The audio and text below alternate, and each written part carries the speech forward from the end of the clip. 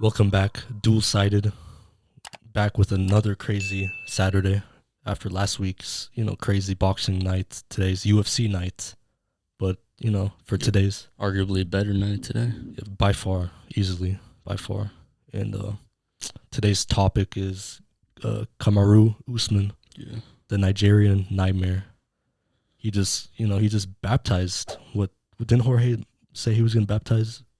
Yeah, isn't he like he calls himself like Jesus or something? Yeah, he was like the street Jesus. Yeah. So he literally baptized him. I mean, if He made him look like Judas today. you could literally see, just his sweat. You saw that too. What? When he got knocked out, Yeah, the sweat fly off. came. So, wow, that it's just crazy. So I mean, this is his 14th straight win, improving to 19-1. His fourth straight title defense after beating Tyron Woodley in 2019, and then he defended the first time against Covington, Masvidal, Burns, and Masvidal again. So this is the fourth one. So to recap the fight, how do you think Usman looked? Or before we even get to Usman, how do you think Masvidal looked? First round, second round? Honestly, he looked better the last time we played. That he fought him. You thought so? I thought Maybe he looked. it was Usman that looked even better. Maybe that's why. But Masvidal didn't have a chance at all. I thought Masvidal was maybe. You didn't think he was winning the first round? The first round, but Maybe 10-9. I don't. The second round, he looked cocky. He was just walking around thinking he could take the punches, but obviously the one that landed knocked him out.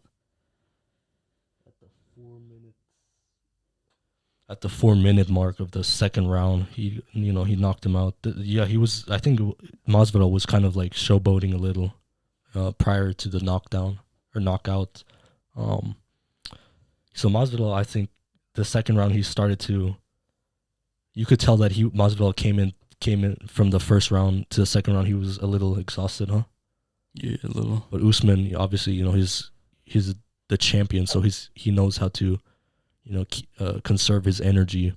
Now let's move on to how Usman looked. How do you think he looked? He looked really good. You think he improved from last Masvidal? Yeah, way better. Like from the Burns. Yeah, he looked even better from that fight. Yeah, from Masvidal to Burns, like it was night and day. He had more striking.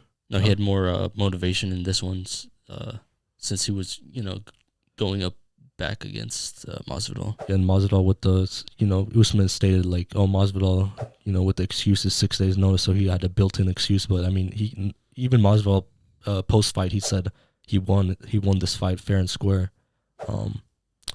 Usman, he's on a different level. I really don't see anyone else like who else is gonna challenge him. Yeah, I don't know. Like the closest one is Kobe Covington, but like he literally broke Kobe's jaw. And that was, what was it, 5 rounds I think back in 2019. Didn't he fight him twice or just once? Not just once. That's got to be the next fight if I'm Usman and Covington. When's the last time Covington fought against him? 2019 of what was it, October or October I think of 2019 or December 2019. Who was that? You know? Huh? Who was that he fought? Usman versus Kobe. Oh, that was the last time he fought? Yeah. No, the last time he fought, he beat Woodley in September 2020. Covington? Yeah, Covington beat Woodley. Yeah, but that doesn't really count. Woodley hasn't. Yeah, Woodley's been I think Woodley got dropped too. But how do you think obviously we just covered how they looked. How do you think the fight atmosphere looked? Do you think it was good to have the full fan experience. It was fun to watch. Full capacity, I think. Was it full? Yeah, I'm pretty sure it was. Yeah. Tom Brady was there. Jake Paul. We'll get to Jake Paul later. Him and they also Tony one Brown. Of the Nate Diaz or yeah, Nick was there. Justin Gaethje. Kobe was there. I thought they were gonna bring Kobe into the octagon to do a face-off like Brock Lesnar and DC did back in the day. Who do you think he was rooting for? Who? Kobe? Yeah. I think he was rooting for Usman because I think he has more bad blood against. I think he has Masvidal? more bad blood against Masvidal. Yeah, and Masvidal. Do you see the picture Covington posted about Masvidal's girlfriend or his What, wife? just now? No, he posted it like 2 days ago. No. He posted one like catching up with Miss Masvidal, and I don't know if that's his real wife, Masvidal, but I mean, he says that that's his real wife. So, in my opinion, that's crossing the line. But you know, this is a different game over here. So, Usman came in at a minus 400 favorite, Masvidal plus 320. So, I mean, from before even starting the fight, clear clear favorite. Usman was all the fighters pretty much picked him. So yeah, like we just stated, there's no else contenders. Like who else other than Colby Covington? Maybe Burns. Burns did knock him down, like Usman in the fight, but I mean, ultimately, Usman, you know, he dominated that second round, I believe. Yeah, I just don't see anyone else contending for that right now. You think his this whole rise of Usman is getting him closer to becoming the welterweight GOAT? Obviously, you have GSP, so we can't disrespect him. You have Matt Hughes. GSP is a 26 wins, 2 losses. You think he would come out of retirement to fight him? No, GSP is too old. GSP's last fight was against Bisping, I believe. And I don't think that was even welterweight. That might have been middleweight. I don't know. But then Matt Hughes. But GSP 9 title defenses. This is like we just stated. This is his 4th. Yeah. So I believe once he starts. Doesn't Usman have 2 losses though? No, 1. He just has 1. I thought he had 2. No, this is 1. That's GSP. GSP has 2. But I think if Usman defends his title maybe 9, like till he gets to 9 title defenses, so 5 more, then he'll start to, you know, come into the convo.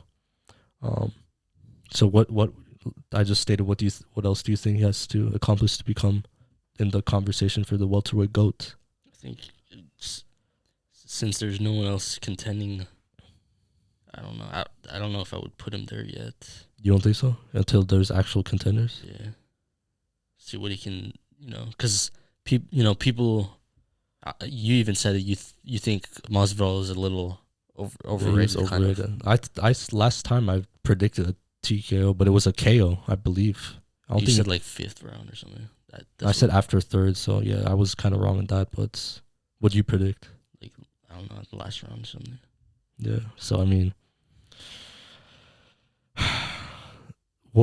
who's next for Usman? You know, we just stated Kobe. You know, there's been rumors of the Edwards Diaz, whoever wins that one.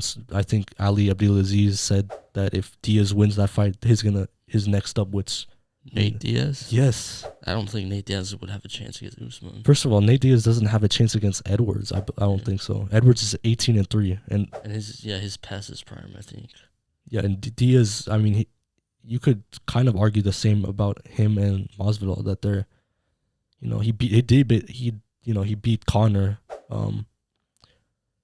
in that fight. Remember those fights? But I mean, he didn't really beat anyone, contending now. So I mean, we all know how that's gonna go. That's obviously a money fight. But even Edwards, if he beats Diaz, Usman beat Edwards in 2015 by decision back in December 2015. You think Conor would ever go up to welterweight or no? Not if he saw the fight today. Are you kidding me? You think Conor has a chance against Usman? Conor's gonna get his. Well, what's the weight difference between? Conor walks around 170-ish, but he's 155. He fights at 155. What's welterweight usually? It's 170. But Usman walks around like for sure 185, 190.